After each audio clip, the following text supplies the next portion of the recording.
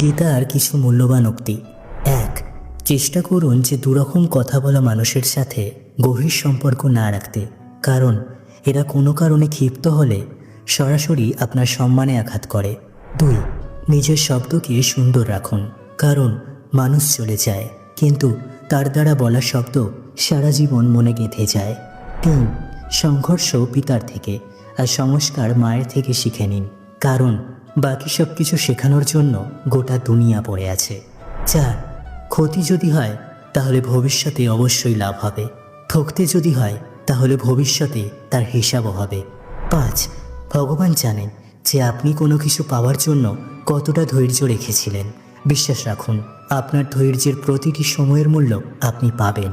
শুধু ঈশ্বরের উপর বিশ্বাস রাখুন। ৬. যা হয়েছে তা ভালোই হয়েছে, যা হচ্ছে তা ভালোই হচ্ছে, যা হবে তাও ভালোই হবে। তোমার কি হারিয়েছে যে তুমি কাঁদছ? তুমি কি নিয়ে এসেছিলে যা তুমি হারিয়েছ? তুমি কি সৃষ্টি করেছ যা নষ্ট হয়ে গেছে? তুমি যা নিয়েছ এখান থেকেই নিয়েছ, যা দিয়েছ এখানেই দিয়েছ। তোমার আজ যা আছে কাল তা অন্য কারো ছিল, পরশু সেটা অন্য কারো হয়ে যাবে। পরিবর্তনই এই সংসারের নিয়ম। ৭. জিন্দা থাকলে নিন্দা হবে, কারণ প্রশংসা তো মৃত ব্যক্তিরও হয়। ৮.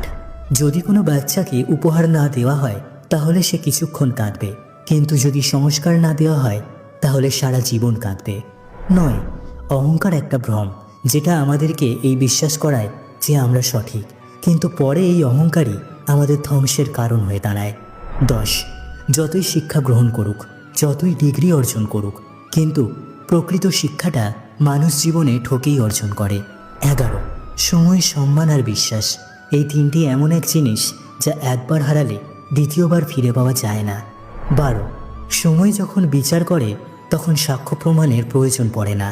১৩. কলমের ক্ষমতা দুনিয়ার সব ক্ষমতার থেকে বড়। একটা রুটি কম খান, কিন্তু সন্তানকে অবশ্যই শিক্ষিত করে তুলুন। ১৪. ১ মিনিটে জীবনে কোনো পরিবর্তন আসে না, কিন্তু ১ মিনিটে নেওয়া একটি সিদ্ধান্ত পুরো জীবনটাই পরিবর্তন করে দিতে পারে। ১৫. সময়ের থেকে কখনো হারা অথবা জেতা যায় না, কেবল শেখা যায়। ১৭.